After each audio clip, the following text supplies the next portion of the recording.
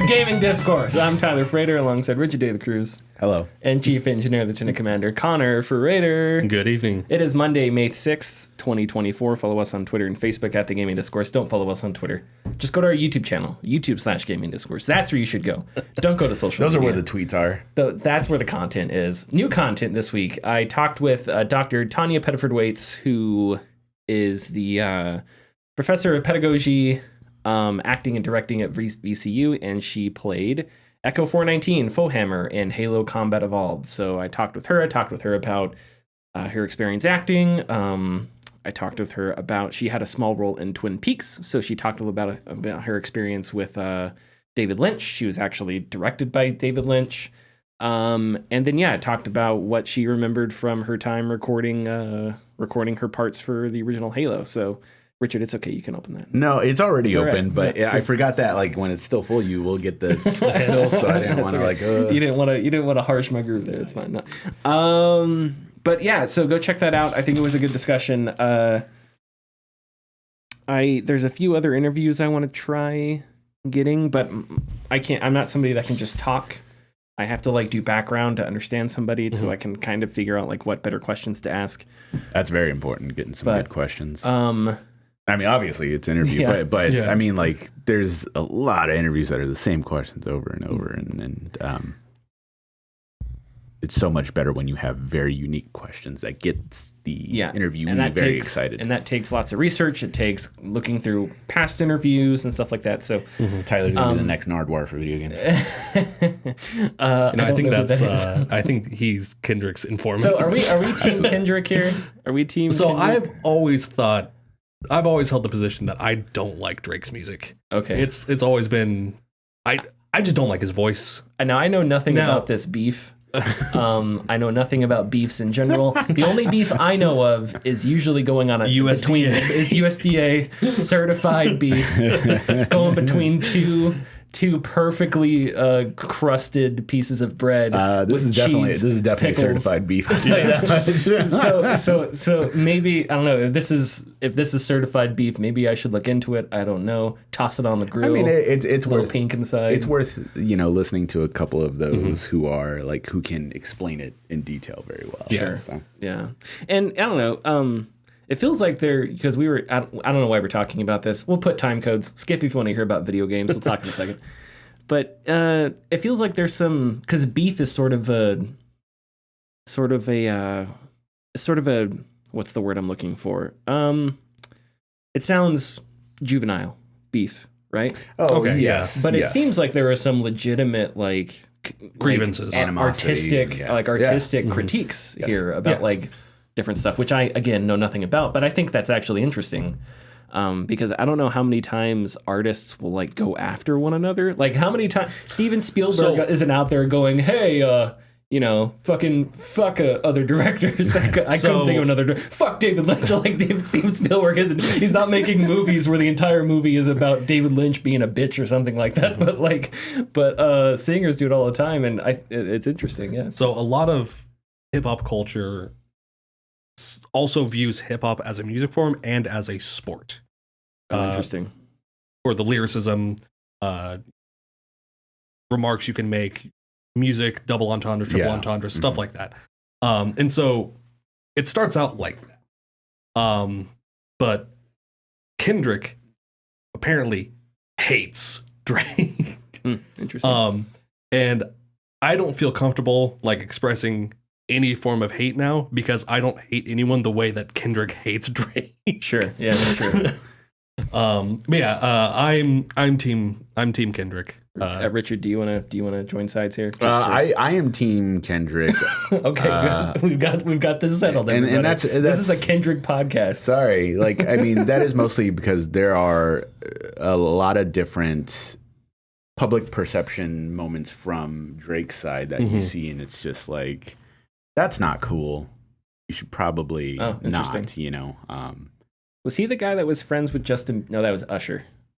He did do music with Justin Bieber. Yeah, he did. Oh, he did. Yeah. Yes. Okay. I don't know if that's good or bad. I remembered that cultural artifact from the back of my head somewhere. Hilariously, in one of the diss tracks, Drake calls out Kendrick for doing a song with Taylor Swift when Wait, why? Don't answer that question. It's a way to get. I like her them, music. yeah. Who doesn't like Taylor Swift? I think her music's good. There's my opinion. Hot take. Anyway, but hilariously, Drake did a promo for that song that Kendrick featured on. And Drake did a feature for Justin Bieber. So it's like, how are you going to call out him for helping out the Swifties and, working with Taylor Swift when you promoted the song and worked with Bieber? I wish. And this isn't like post 2015 Bieber when like his music actually started to develop into like really artistic and interesting stuff. This was like 2012 Bieber when he was still pushing out the bubble pop. Yeah. No, I'm Nick not gonna, Jr. Nick Jr. stuff. Sure. I kind of wish there was like in different the codex. I wish Life had a codex you could just access. It's like what have I unlocked about rap real quick and hip hop so I can look this up. There is what's the lore behind this? There's the subreddit Out of the Loop. Yeah, that would help you. Probably help you. I mean, I'm not going to look into it. This one will require a 10-hour long video essay. Yeah, there's lots of connections, and then when you get into people who are like, no, let's break it down line by line, exactly what this means and why it's important, and so it's very that is sometimes necessary for some of Kendrick's songs. Sure, yeah, because he's very very Pulitzer Prize winning with his lyricism. That's the reputation that I've even somebody that doesn't know music. That's the reputation that I've always assumed, and I've always assumed.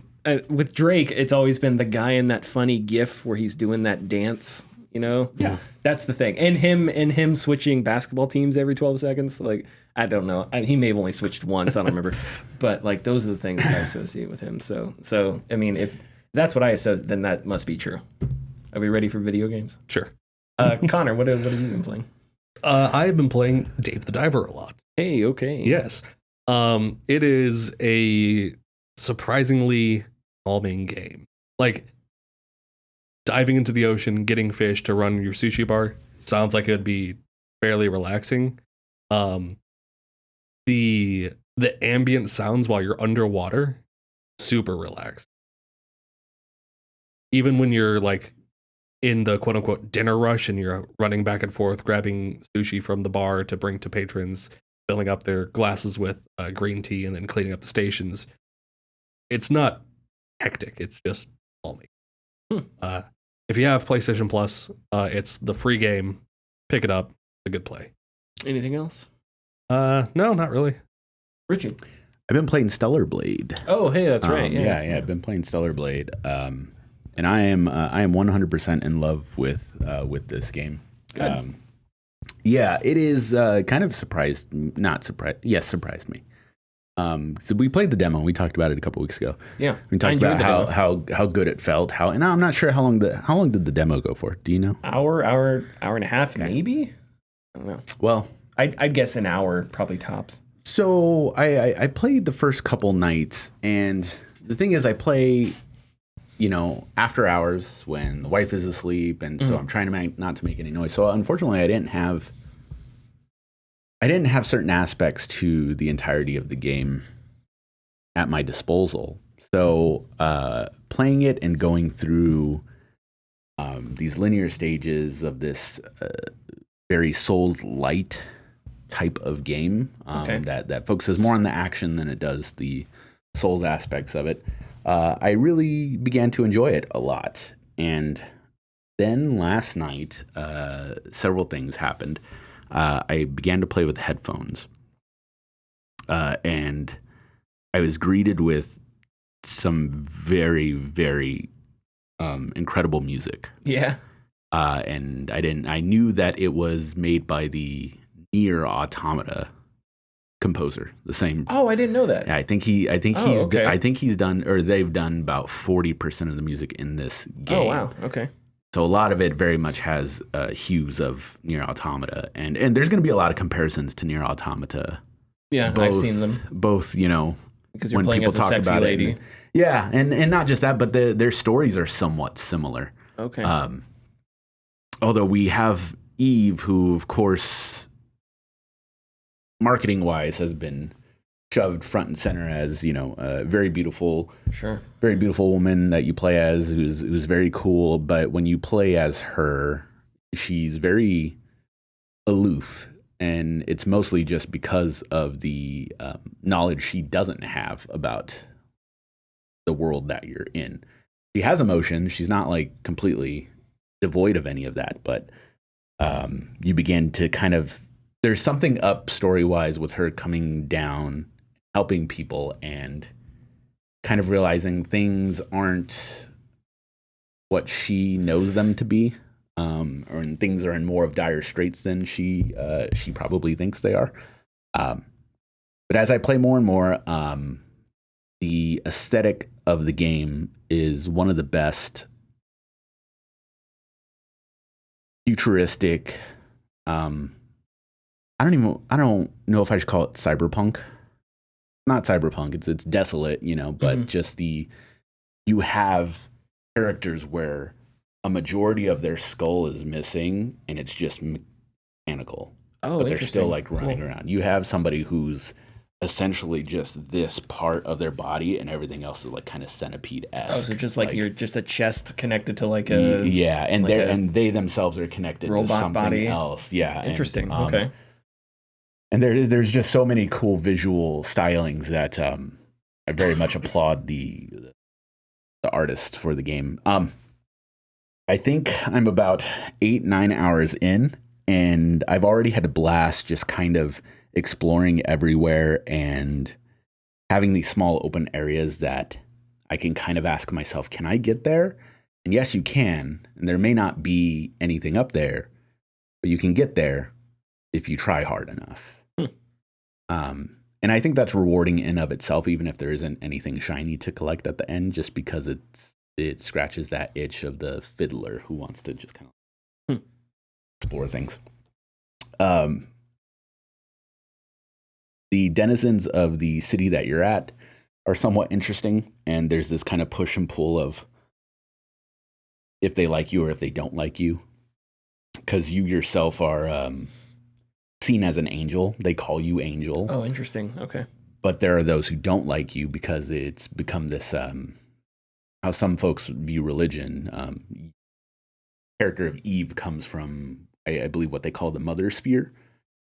There are bunch of people who are like, the Mother Sphere will save us one day from this hellscape that we're at. Oh, interesting. But there's other people who are like, yeah, no, we've been living like this for decades. Help's not coming. Like, you can fuck off. So is Eve, are they returning to Earth? Is that the story? Do you not know yet? I don't fully know yet. Oh, because that almost sounds like... Because yes, they kind of are. They are returning to Earth to help rid the Natibas, that they call them, the creatures. Yeah. Yeah, they're coming to like kind of destroy them, but it also seems like that is futile in a lot of ways. Interesting. Like, they are sending people, but for some it seems like they're sending them as kind of a an act of like, we're trying, you know, but it's you know, useless at the end of the day. So you will encounter people in the city who are like, yeah, oh, you're an angel? Yeah, don't talk to me. Get out of my face. Or there will be some folks who are like, wow, I've never seen an angel before. Like, I didn't know. And some people will ask for your help. And there's a really cool bounty board that you get, and people will, hey, my husband's missing. Can you find him? And like I said, it comes with Eve's, I'll call it ineptitude, but just her not understanding how things work. When you find like the husband, he may or may not be, you know, well, he's pretty much dead. But when you like go to return, you have to like tell them, but you tell them on like a message board. So the way Eve explains it to them, she doesn't know how to put it succinctly. So it's just kind of, she doesn't like, yeah, your husband's dead, you can find me. It's just like, I don't really know how to tell you that, like, I'm sorry. Like, it's just interesting. This, like, okay. Yeah. Very surprised after however long, 7 to 10 hours in, going through these semi-linear areas, very surprised to learn that the game turns into an open world game. Okay. And so when you have to repair your ship after returning from the demo area, go to the wasteland because you're just like, I'm going to do it on foot. It's the wasteland. It's a huge, like, open, like, world area. And you have telephones or fast travels, which are really cool. I do always like that idea of having a pay booth as a fast travel. But I just got to that open world. And so from there, it's like there's these solar towers that help provide power to everything else. And you may not be able to get to a rest point because it needs power to activate the vending machine. Oh, interesting. Okay. So there's something wrong with the solar tower. At least I did that once. I don't know if I'll have to do it again. But of course, along the way, you'll find new enemies. The enemy design is incredible. Some of the boss fights I've already encountered are really neat. And I think that it strikes such a balance with how much action I want and how much of the like Souls like approach I want as well. Because I've talked about it before off the podcast, but kind of like sick of like Souls like approaches to things. But it's just enough of it to not make it a Souls game, but enough to satiate that need. And I'm also very surprised at although they do have some of the characters have very much Korean game development features. And I know that's a very vague statement, but when you look at a game made from Japan, you can tell it's made from Japan. Sure. Korea also have certain aesthetics to their facial features and bodies. Yeah. And so one of your partners is a younger girl who's like the techie. She has a very small like head face and like huge eyes. Oh, okay. But that's just like the style. Despite how some of that looks, strangely enough, I've seen some cutscenes where like the focus isn't on their hands, but their hands will be by their face, or you'll get some facial the light will hit their face just right that it's more detailed than you expect. So it kind of surprises me. All in all, I'm extremely, extremely happy with the game, and I think it's something that's kind of like pulling me out of like need a video game to play, and it's like this is it. It's this one. So I'm excited to get more into it and then find out more of the story, because I don't know if Eve is a robot or not. There hasn't been like a specific statement of like, yeah, she's a robot or anything, but I know that she wears like a spinal thing, like a body core they call it, but it's like a supplemental thing. Gotcha. It's so there is like a new emerging, I think it's probably emerging Souls subgenre, which is sort of the open world Souls-like, where you still have that Souls-like structure where certain enemies will respawn if you get hit the bonfires and whatnot. Rise of the Ronin is like this. Jedi Survivor was like that. Yeah. You're in the combat is Souls. The combat itself is very Souls-like, but the structure and the pacing to it is different because it's not that linear death, repeat, death, repeat, death, repeat that you got in the Dark Souls games. Obviously, Elden Ring is more on the hardcore Dark Souls side because you spawn at specific places and so many enemies respawn and the combat's harder. So that's interesting. Yeah, and I actually really like that structure. Since I played it I really liked it in Jedi Survivor. I really liked it in Rise of the Ronin. So it strikes a nice balance between the repetitiveness, the difficult repetitiveness of a Souls-like, and more of the more relaxed open world action game, a la Witcher or something like that. Yeah, and that is something that I have no idea why I didn't click with me. But yeah, it's Jedi Survivor. Is it pretty similar? Very close to Jedi Survivor in terms of how everything operates. Yeah, you instead of gaining, like in Souls games, instead of gaining a thing from killing an enemy that you level up, just kind of level up innately, spend those points to do it at any point in time. Well, no, not any point. You still have to get to a place, but to a vending machine. Yeah, and then when you do rest, enemies come back. But if you've done it once to get there, you can do it again. It's not as hard going back as it is going forward. So okay. So I have finished Pacific Drive. If you're watching this, I actually have it on the table right here because somebody's going to borrow it. Shiny. No, but I finished Pacific Drive. After finishing it, I came away and it was fun, but it did tend to wear thin toward the end. And I think it's an idea that needs a sequel, that needs solutions to certain problems, because Pacific Drive takes a lot of different things. It takes your car management games. It takes your, what's the book that inspired the Stalker series and inspired the Stalker movie? Roadside Picnic. It takes that Roadside Picnic zone concept and does some interesting things with it. And it takes the roguelike elements and does some interesting things with it. But so some of the things I didn't like about Pacific Drive is I didn't think it had good risk reward systems in it. So when you go out in a run in Pacific Drive, you have to drive into the zone. You got to get resources. There's objectives you may have to complete going somewhere, whatever. And the way it works is when you go you drive down a highway and then you get into these open maps, which are always randomized. That's actually really neat about the game. I think when I look back playing the game, I think I only remember a map repeating like a handful of times. Other than that, I was constantly driving on new maps with new roadways and stuff like that. But the way it works is you go to an area of the map. This area of the map, you have to get these cores that unlock a gate that sends you back to the garage, right?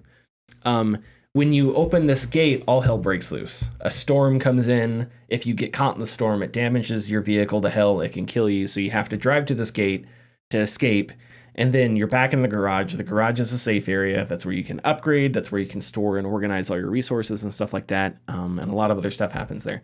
And then when you go on your next drive, the zone that you went to, that you opened the gate in, now has a road that's connected to it. So you don't have to open the gate in that zone. You can drive through it and exit it without having to find those cores. And then you get to a new zone. And in that next zone, you have to open the gate. So that's how you open paths and stuff like that.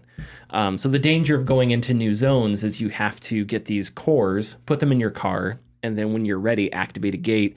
And it's a race against the clock to get there before the storm catches up with you.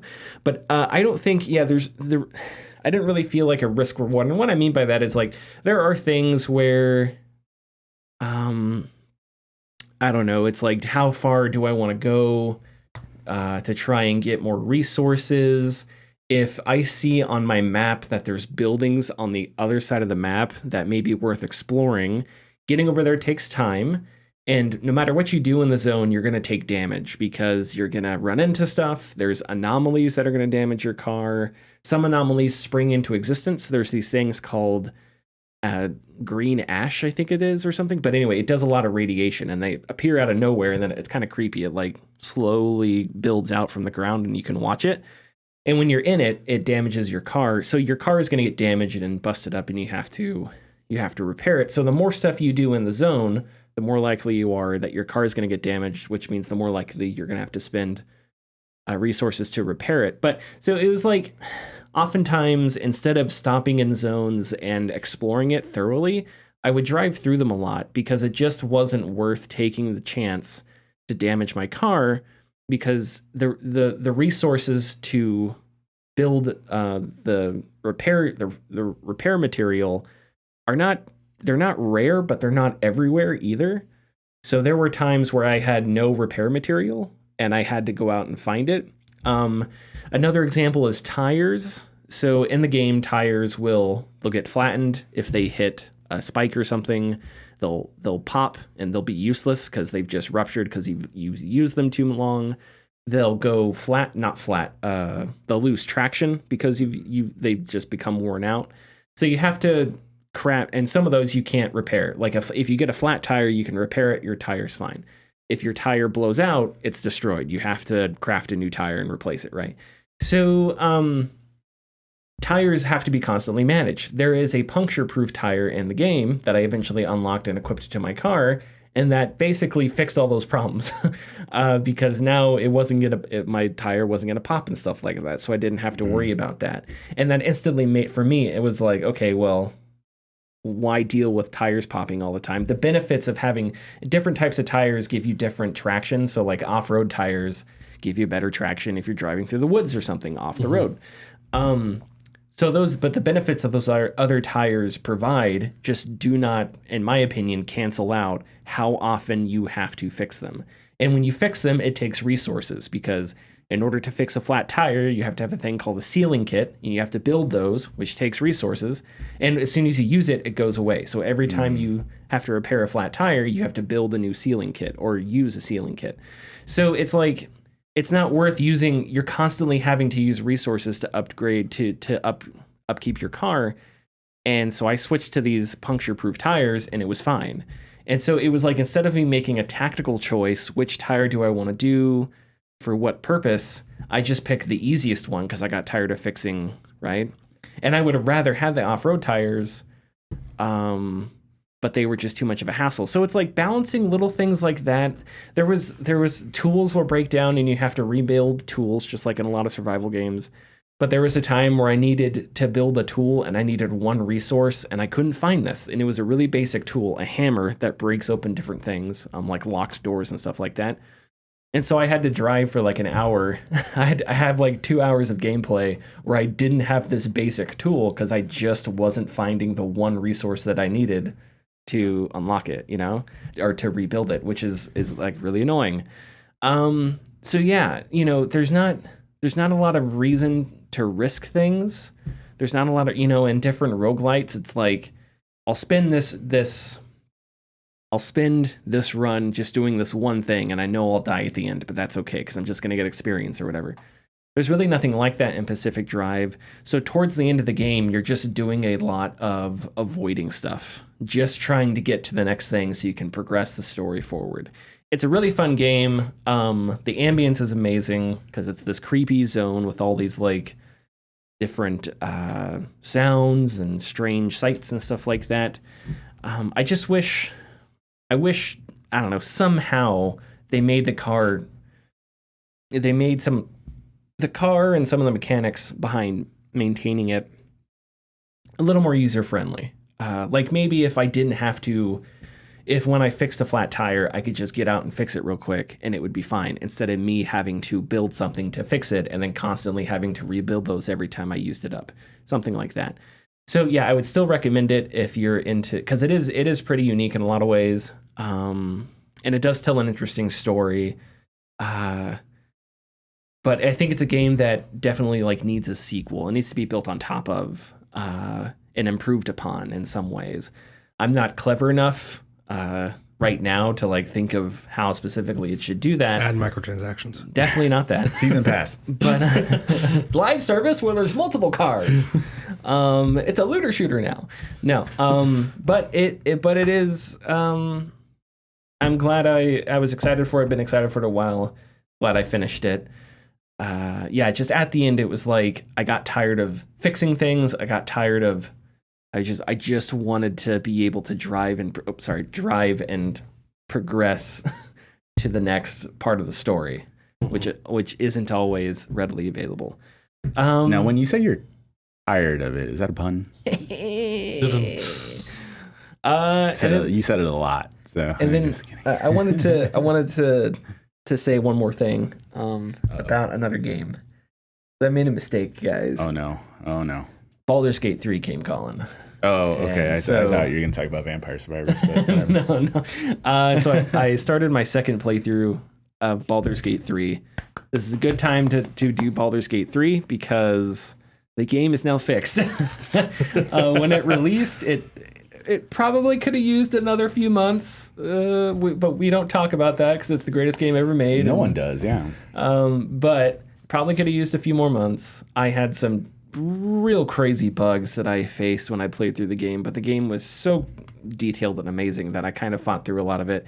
But it definitely felt like my first playthrough was sort of a early access playthrough. This playthrough, I can already tell things are smoother, things look better, a lot of weird miscellaneous stuff that I came across hasn't cropped up yet, so I don't think it's there. I'm also doing a Dark Urge playthrough. So Richard, I'm not sure if you're familiar with what Dark Urge is. So when you make a character in Baldur's Gate 3, you can play as the origin characters, which are your companions that you meet, like Asterion, Karlach, Will, all them. And they have voice acting, they're full-fledged characters. Yeah. They have voice acting, they have their own quests, all that, right? Now, You can play as them as you want. And this is the same thing for Divinity as well. You can play as the origin characters. You can also make a character And then the character that you make isn't voiced. They have voice lines, but they're like the dialogue isn't voiced. And then you can pick the Dark Urge, which is a character that you create, but you have a dark urge to murder things, and you don't know where it came from. Okay. You don't know what's up.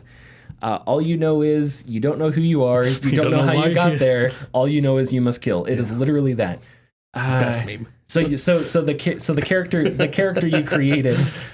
you created has this like deeper, instead of just being one of the characters that is infected with a tadpole, which happens at the very beginning, you're infected with a tadpole and you have this other side story, much like the rest of the characters. You could kill the tadpole. You can't actually, but you can try. Lobotomize yourself. Yeah, jump off a cliff. Problem solved. It's called being a Sigma. But I'm playing as a monk. I was interested in playing as a monk because they have hand-to-hand fighting skills, and apparently, if you build them certain ways, they can be monks are very OP, super powerful. So I'm excited for that. But yeah, so I will report more on that later. If you don't want to get hit, be a monk. Okay, are we ready to hit that news? Let's do it. Thanks for listening. If you like our content, please consider subscribing or leaving a like and comment. You can find us at patreon.com/thegamingdiscourse. And our tiers are $2, $4, $7, and $10 and include getting your name in the video credits, early access, and access to our Discord server.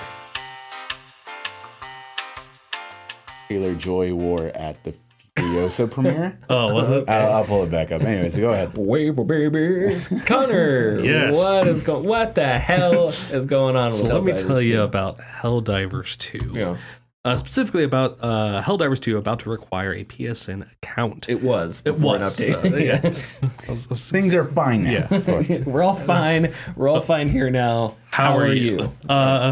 First announced in a Steam post, Helldivers 2 PC players would require linking their Steam account to a PSN account. This would begin today, May 6th, but it was intended to be in place from the beginning, but Helldivers 2 server problems at launch delayed it. Players, understandably, got angry and started leaving poor reviews in droves. Yeah. Among the fallout, Steam began refunding Helldivers 2, began refunds, and Helldivers 2 was pulled from sale in 177 countries where the PlayStation Network is not available.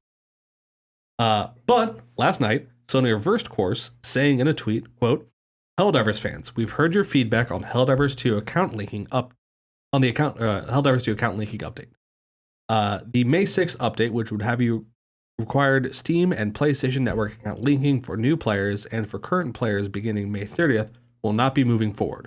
We're still learning what is best for PC players, and your feedback has been invaluable. Thanks again for your continued support of Helldivers 2. Keep you updated on future plans."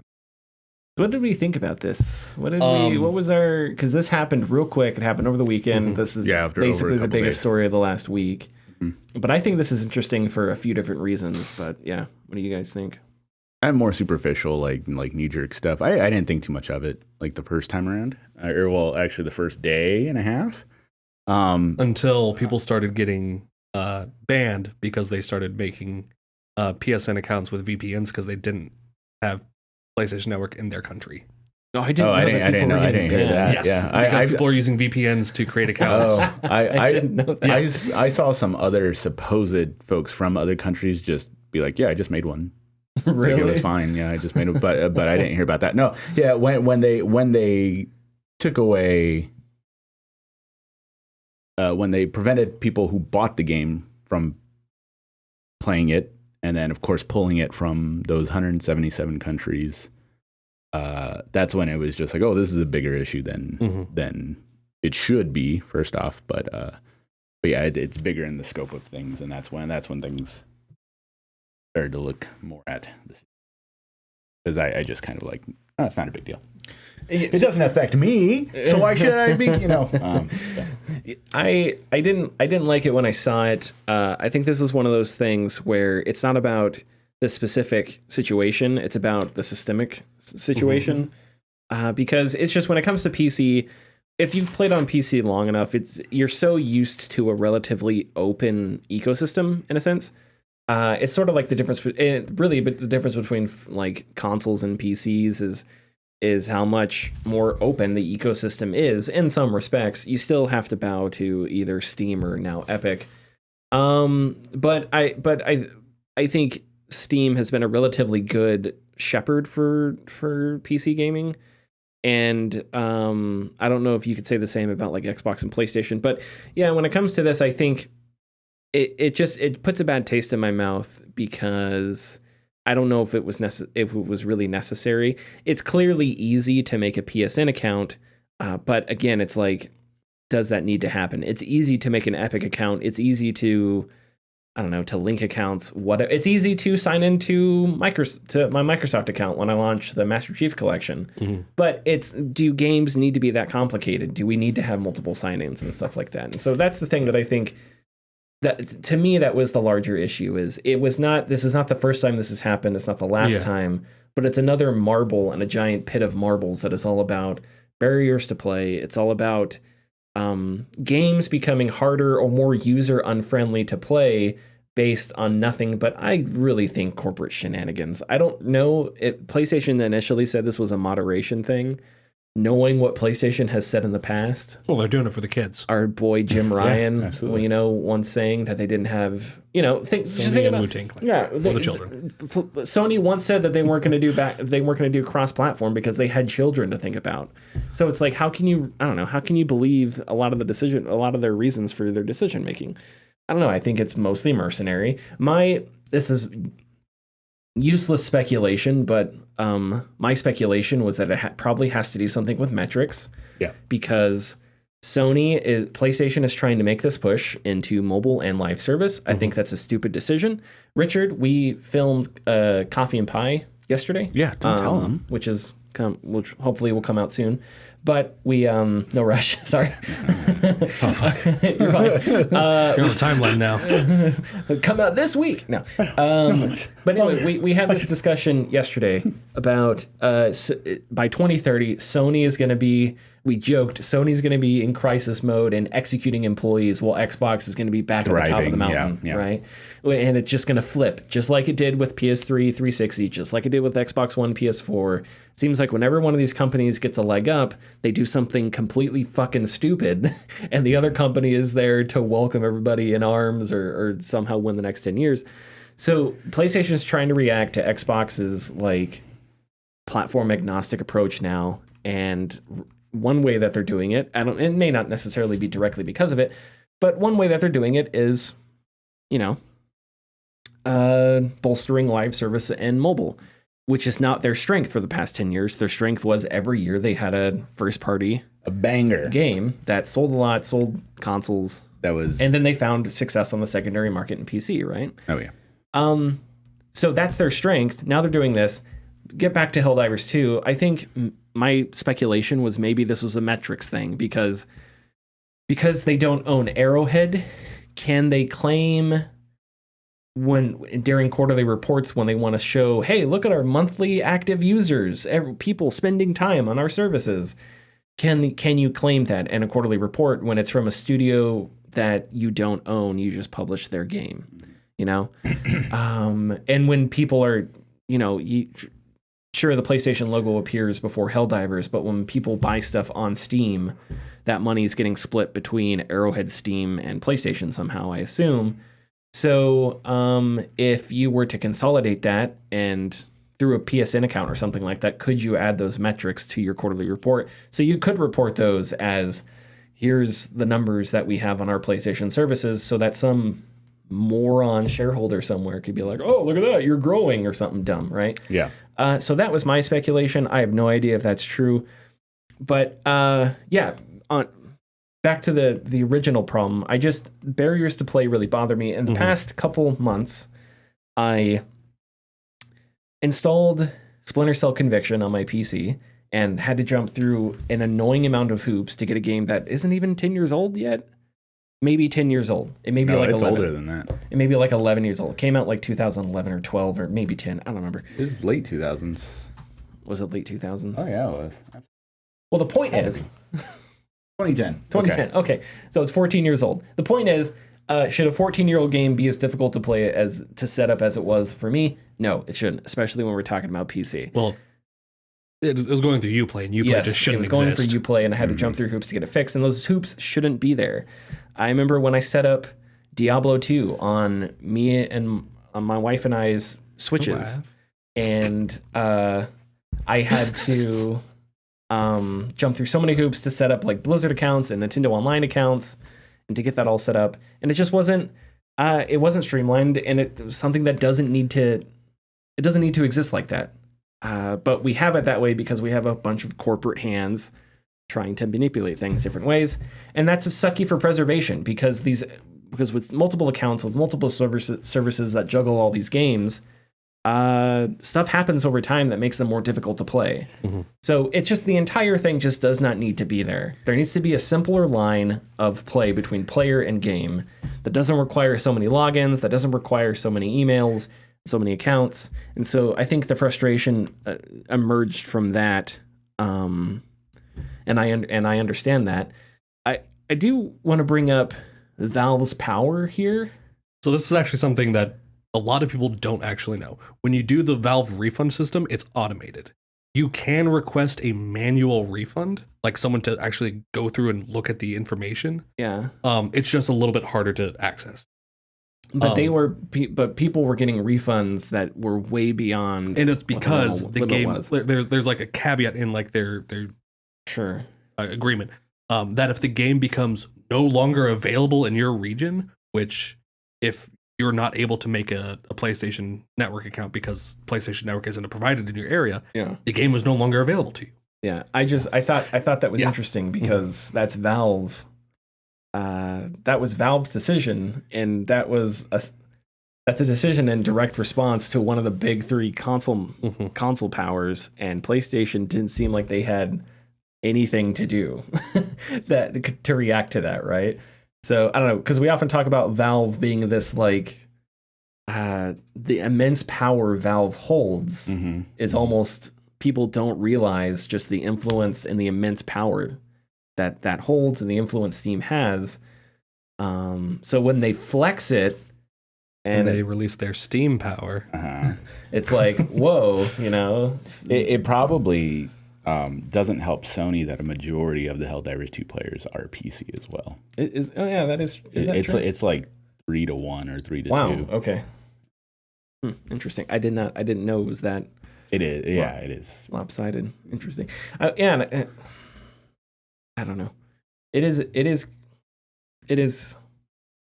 is curious how this influences their thinking when it comes to PC as well, because if this is such a big hit, do they consider putting games out PC, Steam at the same time?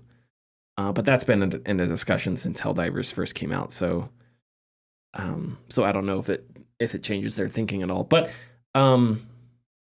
yeah, my main point this whole thing is that this kind of stuff to me is less about the individual decision of it happening with Helldivers and more about it's just things like this never make games easier to preserve or play as the years goes on, and games should not be user hostile. There should not be all these barriers and different things you have to do to play a game.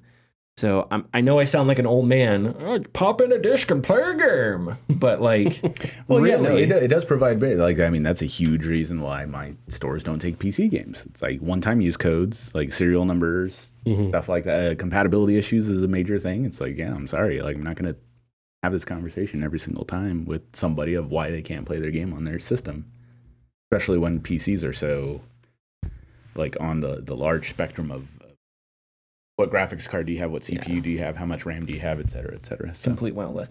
Is there a big market for collectible? There would be.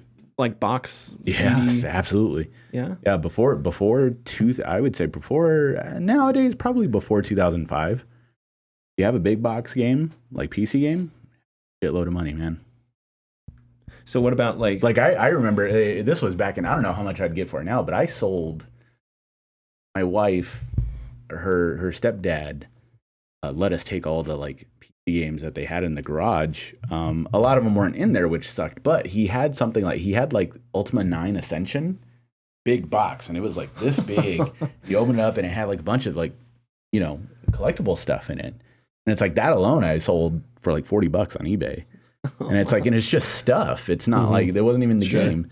So if you know, and that was a decade ago, well over a decade ago. And so if you have that stuff now, you know, how much would it be? Because it's having that bygone era that not many people were into. Sure. How many people in the mid 90s, late 90s had PCs capable of like running games? Yeah, Not a ton. I mean, you heard about it a lot. You definitely did, but yeah, I didn't have anything like that till the late 2000s. Yeah, and Steam came around with Half-Life 2. So and ruined everything. That's right when you started to right when digital distribution started to go off. So that's right when boxes for PC started to drop off. It was over when my good friend bought Destiny 2 and physically, and it was just a paper disc with the code on it. And it's just like, okay. For PC? For PC, yeah. Interesting. It's over. But hey, that's why I waited a month to get the physical edition of Pacific Drive, because I'm an old man. Back in my day, you just put the disc in and it played your game. Now, Richard, I want you just a quick, like off the top of your head appraisal. I have a copy I know what of the video game tie-in for the smash hit 2007 movie Beowulf. Oh, right, yeah. Okay. How much would I have to pay you to take it? Like $1. Oh, wait. Pay me to take it? Because I know it's going to buy it. That's true. Actually, a guy did try to buy a Beowulf on 360 the other day. It's PC, so. Oh, all right. Well, I couldn't find it, so you couldn't buy it anyway. No. Oh, no. I did find it today, though, but I couldn't find it at the time. $1. Pay me $1. I'm gonna walk in and say, hey, I can sell this for. I saw an eBay listing for $40. Will you buy this for $40? And you're gonna look at the eBay listing. You can tell it's me holding it. Yeah. So I said, eBay listing $10,000. It's just gonna be a poor selfie of me holding Beowulf, and you're like, this listing is suspicious. It is suspicious. Okay, are we ready to move on? Myabandonware.com. That's a good website. Excellent website. That is a good website. There are other websites we won't mention, but they got Dune 2000 on there. Have you ever played Dune 2000? That game is great. Real quick, I just want to circle back to the Helldivers story. Oh, sure. Yeah, we can. Since it's the topic we're supposed to be talking about. Yeah. You have the barriers to play issue with it. I have a much more cynical view of it. I saw this really as a Sony saying "fuck you" to Xbox users. How so? Well, because if they're going to start requiring PlayStation Network accounts. Oh, okay. Yeah. Oh, okay. Yeah, I get it. Well, because we haven't. There's no indication that Helldivers 2 is going to be on Xbox, is there? Everyone's speculating about. Yeah, there was a rumor last week that they're in like pre-discussions of doing it. Pre-discussions. I love that. Yeah, I love it. They're thinking about talking to people. So I know Xbox. It seems like Xbox would be fine with that, right? Of course they would be. Because how would you say, we want Game Pass everywhere, but don't sign into PSN on our You give us Helldivers 2, we'll give you Halo. That would be weird. It was weird playing Halo 3 on PC. Playing Halo 3 on a PlayStation, sacrilege. It would be really weird. Cats and dogs. Mass hysteria. It would be really weird, but I would get over it. I think I've said everything I want to say about this. Richard. We got more layoff news, unfortunately. First reported by Jason Schreier. Jason Schreier. That's for Jason Schreier, like actual news stories, not just Oh, okay. Like it'll be like big bold letters, like Jason Schreier. That's my cue. Okay, all right. I'm doing my job. Richard. We got bold italics. We got 42. feet stepped on over here. We got feet stepped on. That button is surprisingly soft. Connor's gonna release a rap song. Yo, you pressed my keys. Now I'm gonna hit you with my knees. That's the best I can do. That would hurt though. Roll 7, the studio who made Roller Dome that came out I think a year and a half ago, 2 years ago, and Intercept Games, the devs behind Kerbal Space Program 2. Both studios are part of Private Division, a label made for publishing mid-sized games. According to GI.biz, GameIndustry.biz, sorry, the vast majority of the label's teams in Seattle, New York, Las Vegas, and Munich have been let go. Game Industry reached out to Take-Two for confirmation, and the company said, quote, on April 16th, Take-Two announced a cost reduction program to identify efficiencies across its business and to enhance the company's margin profile. Excuse me, while still investing for growth. As part of these efforts, the company is rationalizing its pipeline and eliminating several projects in development and streamlining its organizational structure, which will eliminate headcount and reduce for future hiring needs. The company is not providing additional details on this program, end quote. Yeah, whatever. I'm just frustrated because is this an economic necessity? You know, cutting costs. Do you really need to do this? Do you really need to put people, you know, upend their lives, get rid of their jobs, close studios and stuff like that to make this work? In a year, you're going to have a game that's going to sell and you're going to have a ton of money. But even before then, it's just like, I don't know, is this an economic reality or is this an economic nicety? And I think that I'm going to go ahead and speculate that it's a nicety. I don't know how much Strauss-Zelnick makes, but he makes way too much. I hate to be the morning talk show host that says he could be a better GM of the Royals than the GM of the Royals, but come on, let's be honest here. The Kansas City Royals? Yeah, we could all be the CEO of Take-Two. It's not that difficult. Yes. Make sure, Gearbox isn't there anymore, but make sure you're exploiting people in NBA 2K. Make sure Rockstar is okay. Make sure, 12-year-olds are buying fake money in GTA Online, and you basically have your job set. Baby, you got yourself a studio. Way too much money on a man that does absolutely nothing, and it has mismanaged a big company. I don't know. It's frustrating that the industry is in this state when this state has been one that I think has been largely avoidable. And we've talked about that with the pandemic bubble and stuff like that. It's frustrating that all this excitement over GTA is not because GTA 6 Online. It is because of GTA's single player. People were excited for the trailer because it was these two characters that looked like a Bonnie and Clyde type story, something like that. So everybody was excited for that. I don't think a big percentage of it at all was excited because how is this going to change the broken online features? I don't think anyone was excited about that, and it frustrates me that nobody in the company at the executive level seems to realize that or take that into account when it comes to their decision making. But people are losing jobs, and it's just stupid. And these are, I don't know, these are studios that, like, the other thing is we talk about sustainability. We talk about make smaller studios, smaller games, more sustainable economics. But instead, you're cutting those, and I don't even want to know what the budget for GTA 6 is. Whatever it is, it's probably way too much. Whatever it is, it's probably way too much. And that frustrates me. It's way too much. It's way too much for what it needs to be. And so it's like the thing that is more sustainable, you're cutting, and the thing that is unsustainable, it's a locomotive going downhill. You're going to run out of money before you make money on the thing that you're making. So it's just like, and that's frustrating. Oh well. So I think one important thing about GTA 6 that the world needs to know is, will horse testicles shrink in cold air? Are there horses in Miami? I don't know. Is that I'm sure there are. There's got to be. Last time I talked with horses, they didn't seem like they were. I got the horses in the back. I got to see a guy about a horse later. I don't know. Sorry. What are we? Are we ready for? Do you have tidbits? I got tidbits. Okay. Unless anybody has, do we just want to dunk on Strauss-Zelnick? I got tidbits and Circana. I'll say this. The dumbest name of a CEO, Strauss-Zelnick. I don't know why. I don't know. I just wanted to dunk on him a little bit. Okay. Yves Jamalt's pretty bad. That's pretty bad. Yeah. Oh, by the way, we need to add people that we dislike on this show. It's our shit list. There's Angel Hernandez, too.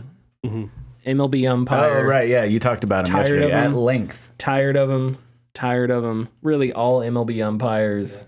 But Anyway, for no reason. Oh no, it's not working.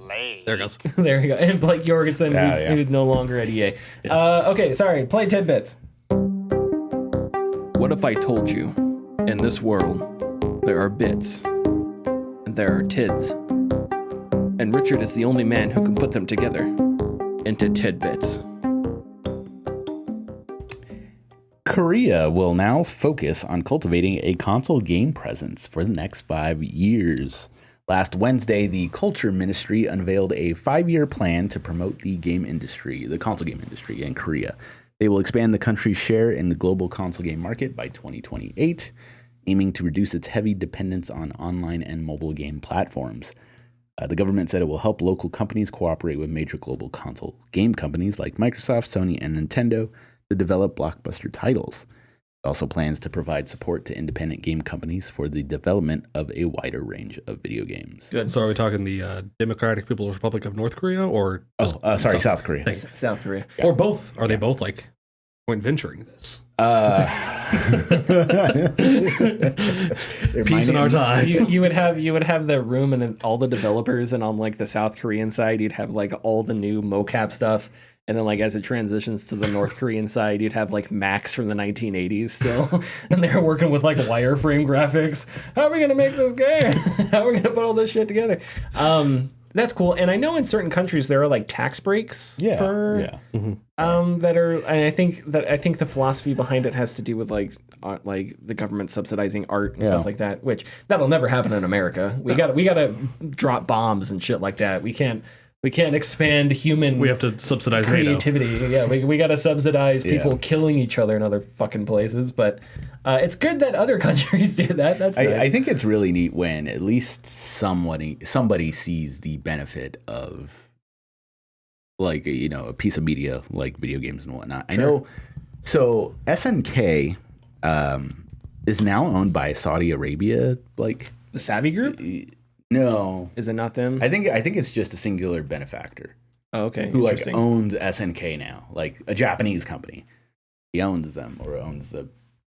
But anyways, it was really interesting because he came out the other week, basically stated like he's trying to bring back SNK to like its glory days of like the early 90s, the mid 90s of like its arcade presence. Seemed really passionate about like, no, I want to make them a household name again. And it's just very interesting that like you have someone who probably grew up on their games is now like in a position to like, kind of feed that. That kind of sounds similar to what's the Atari CEO, Wade Rosen? Yeah, Wade Rosen? Him too, yeah. Kind of seems like Wade Rosen. Yeah. I mean, I'm sure there's a lot of corporate in there, but also like a real admiration and understanding of the brand, and wanting more for the company than it just to be a brand. I've said it before, but ever since he took over, he's been making all the right moves. Sorry. So yeah. I'm happy about it. Real quick, it is currently owned by the MISC Foundation, which is a nonprofit. Okay, so interesting. Established but not owned? No, reading it's a Wikipedia owned. page. No, it's owned by CEO is not the crown prince. Founder is the crown. Okay, I don't know what that means. I don't know if that has any association to the Savvy Group then. But interesting. You know, there's something I've always been curious about Korea, because it's like the country's not very big, and you have all these bands that have like a bunch of people in them. And I'm man enough to admit that I love some BTS songs. BTS is excellent. But it's like, wouldn't you run in to like famous people all the time? I've always been curious. So. It'd be like walking around LA all the time. Yeah, a lot of those. It's bigger than LA, obviously. A lot of those K-pop stars, when they're done with their tenure in all of these groups, who a large majority of them become somewhat successful, they all turn into actors as well. So it's just kind of like this whole cyclical thing. We need more thing, of that. So. We need more. I want more ensembles in the U.S. There's no like bands with like 5. I want NSYNC again, but you know, better, I guess. You should check out BTS. But I want it in America. I want Spike Taylor Frosted Tips. RN is. We're not going to have like really big American boy bands for a great period of time because the guy that was running all of them as Ponzi schemes, well, he's dead now, but he was in jail. Yeah. Oh, okay. All right. Well, so we got to find someone who's willing to run those Ponzi schemes. I have an idea. There's those one guys from that Disney movie, Turning Red. Don't know that. They're pretty good. I know this one. How about we do a RPG, but it's like a music-based RPG, and your party is a boy band group. I think this is a good idea. That is cool. So, and then every time you fight, it's like Scott Pilgrim versus the World. You're battling other boy bands, and it's always like or other bands ensembles. That is cool. It is pretty cool. I think this is a good idea. There is a game on 360 and PS3 called Eternal Sonata, and that is a Japanese JRPG where you play as like Chopin and like all these other like classical musicians, like in like this kind of like dream world. That's fun. There's that one. That one's fun. Yeah. I'm sorry for interrupting you. No, that's okay. We're chatting. We're trying to think of the name, and I'm trying to make it like a D&D clone, like boy bands and something.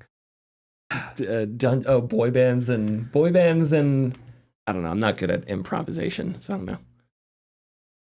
What's next? I felt this was interesting, but the Japanese company Type Moon, who has made a bunch of visual novels, some of them have become extremely popular, like the Fate series. I think the Fate series is from them. But anyways, they have revealed that the English release of Tsukihime will have a censored art book, and I think this is interesting because they made a big deal out of this. But I'll read what's going on. It's getting its first release in the States. It's a very popular visual novel, Tsukihime. It's been around forever. There's a video game based off it called Melty Blood. It's a fighting game. It's very popular. But anyways, the mature visual novel is hailed for its story, but at certain points has portrayals of nudity. The art book itself shows off some of these images, while uncensored in Japan. Type Moon revealed a message to fans regarding the censorship in the art book. They said, quote, "Due to differing platform publishing policies, the art book included in the physical limited edition for PlayStation 4 will be printed with graphic modifications for 2 pages, while the art book for the Nintendo Switch will be printed without modifications. The game will remain unaltered for both PS4 and Switch versions," end quote. So the art book, a digital art book, I'm assuming. No, physical art book. Wait, so that comes with the game? The game, yeah. So you can walk into a GameStop, and if there's a PS4 copy next to a Switch copy, and you open up both copies, it's the same book, but because one came with a blue box, it's censored? Well, Sony, several years ago, I think it was when Jim Ryan took over, about the children. Like hardcore censorship laws, or censorship policies hit Sony. I did not know this. So a lot of like anime series on the PlayStation 4 became like heavily censored or like restricted in some way. Another reason to be annoyed with Jim Ryan. one of the biggest of which was the Senran Kagura games. Bunch of them, very fan servicey. But it's funny because Nintendo, on the other hand. Yeah, whatever, guys. Come on in. You would think there are literal hentai games on like the Switch, and it's just like whatever. Come on. Yeah. In. So much for freedom of expression in the United States, unless you're Nintendo, apparently. Then it's anything goes, baby. All right. What's next? I learned something cool about what the Xbox can do, like the Xbox One. No, the Xbox One, the Series, Okay. You can download a digital version of the game and just use the disc to play it. Oh yeah, the 360. Wait, hold on. What? How do you mean? Let's say if you were out and about, you found a scratched up copy of Cyberpunk 2077. Okay. That wouldn't install on your system. It reads, but it doesn't install because it's like scratched up. You can on your phone go to the Xbox app, find the game in the Xbox app, and then just hit download to console, and it'll download the game, the full game, to your system, but you won't be able to play it without the disc verifying. Oh, interesting. So you can download copies that aren't like authenticated or whatever? Yeah. But it's on your hard drive. But as soon as you put the disc in, it'll be like, oh, cool, you own it, and it'll play it. Oh, interesting. I didn't know you could do that either. Yeah. Now, I remember with the Xbox 360, you can install games on your hard drive from the disc. Right. and then it would run faster. And I remember Slightly rudimentary, yeah. We did that with Battlefield Bad Company too, because you would load into levels like a solid 5 seconds before everybody else. If you did that, I still pray I wish I had this, but they sent me. That function was screwed up for Halo Reach. Was it? Yes. That function was screwed up for Halo Reach, and it caused like actual issues. And they sent something specific to players who like, you know, yeah, I was affected by this, and and I did it, and they sent me basically. It looked like a prototype copy. Oh, cool. And yeah, I don't know what I did with it, No. you know, but that would have been cool. Actually, you know, I want to look that up. I remember I had Halo 4, and I had Halo 4 installed on my Xbox 360, and the disc that I had got scratched, but because I had it installed, it would still read or whatever. So even though the disc wouldn't work, as long as I had it installed, I guess the issue there is if I had to uninstall it, I would have had to go get a new disc somewhere. But still, that was a really neat feature with the with the 360. Yeah, you know, consoles. The PS5 has been a really good console too. There's some things about it that I wish that are still. I hate that I have to press down, go all the way to the other side to get to the power and sleep button, and I don't care about stories. Sony, nobody cares. Nobody wants to see stories up there. Sony, when I press the PlayStation button. But considering that, like, I love that I can jump into a save. Oh my god, you know how amazing that is. Especially even if you're switching games. I've been switching between Rise of the Ronin and Pacific Drive so much. If you have a saved game or you have a recent autosave, you can put in the other disc, go to the other game, hit resume activity. It loads your most recent save, so you're right back to where you were. Really useful. So like splash screens and waiting through all that are a thing of the past, to the point now where when I get into a game that still has splash screens, like on PC, drives me out the wall because I'm like, I don't have to experience this anywhere else and I want to get past it. I understand that you have to put the companies first and whatever, but please think of the CEOs. Have you found what you were looking for in life or on your computer? No-ish. Okay, the ish has me intrigued though. So we can move on. I got Circana numbers. Yay! From our good friend, Mr. Matt Piscatella. Friend of the show. Verbatim. On next week.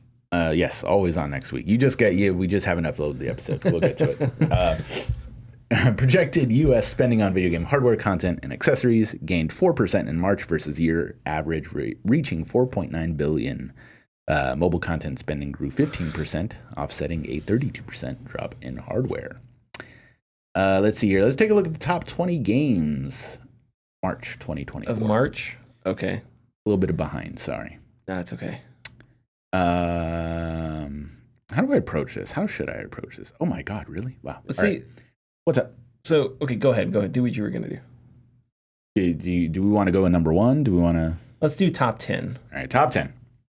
Number 10, we got Hogwarts Legacy. Still up there. Yeah, number 9, we got WWE 2K24. Number 8, we have Unicorn Overlord from Sega and Vanillaware. Number 7, we have Final Fantasy VII Rebirth. Number 6, we got Princess Peach Showtime. 5, Rise of the Ronin. Number 4 is Modern Warfare 3. Can't believe that game is still selling well. MLB 24 will be number 3. Number 2 is Helldivers 2, and number 1 is Dragon's Dogma 2. Dragon's Dogma. I'm curious how Rise of the Ronin has done.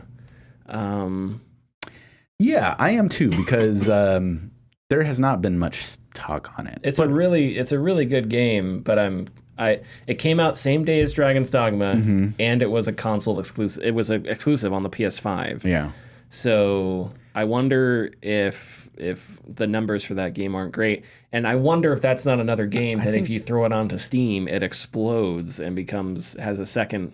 I think the sales are probably fine on it. If it's one thing, yeah, it's something I need to keep like telling myself because it's real life and not the internet. But it's if somebody's happy with something, they're not going to talk about it. Does that make sense? Yes. Like you'll get a bad review before you get a good review. I know what you mean. People, you know, and so I think that there are a lot of people who probably bought Rise of Ronin Nobody's talking about it. Okay. Well, I think a lot of people I think a lot of people are not wanting to give up their stuff now too. Oh, like because I still to this day have not seen a copy of Final Fantasy VII Rebirth come into the store. Interesting. But I know that's a big game. But I also know, isn't there weird stuff going on with Rebirth's performance? There was a story about IGN. I need to read it. Yeah. It was like Rebirth sales are underwhelming, but there's more here. I haven't read the story yet. But I need to. Yeah, it is underwhelming from what I understand. But you kind of have to think, exclusive to PS5, $70. Yeah. I think there's stuff working against it that's not in its that's not its fault. Hey, Mario Kart 8 still in the top 20. Not surprising. Not surprising. When are they going to release 9? Yeah, never at this point. Switch 2? Yeah, Switch 2 probably. That would be an interesting launch title for Switch 2.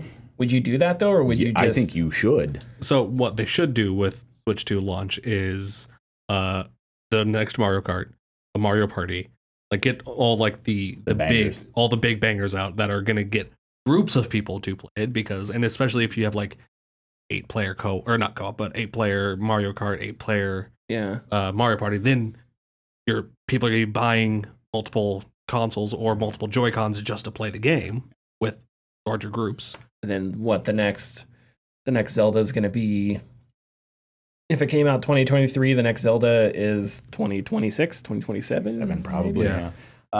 Yeah. What is it? Mario Kart 8 is a 10-year-old game now. 2013, 2014. Mario Odyssey is 2018. Mario Superstars came out a year and a half ago. They still haven't learned their lesson with both Mario Kart. They haven't learned their lesson with Mario Party and Animal Crossing. That those games, those two specifically, can theoretically last just as long as Mario. Oh yeah, absolutely. With supplemental, new maps, new characters.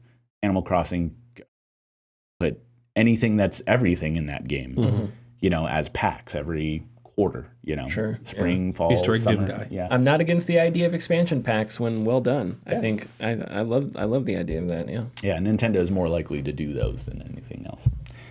What was that? Let's get mobile. Who cares? Dragon's Dogma 2 debuted as the best-selling premium game of March and the third best-selling game of 2024 year-to-date. With just 1 month in the market, Dragon's Dogma 2 has already surpassed the life-to-date tracked dollar sales of Dragon's Dogma and Dragon's Dogma Dark Arisen combined. That's impressive. Helldivers 2 remains the best-selling premium game of 2024 after placing second in March. Helldivers 2 currently ranks 7th in lifetime US dollar sales for Sony published titles after just 2 months in the market. That's very good, especially for $40 game. Yep. February video game hardware spending fell 32% when compared to a year ago to $391 million. PlayStation 5, Xbox Series, and Switch spending each declined a minimum of 30% year on year. Hardware spending finished the first quarter down 24% versus the first quarter of 23. PS5 led to hardware market sales, units and dollars, of course. Switch finished second. And of course, Xbox finished like 40-something. Sorry, third, of course, but ranked second in dollars. That's like that. Saying Xbox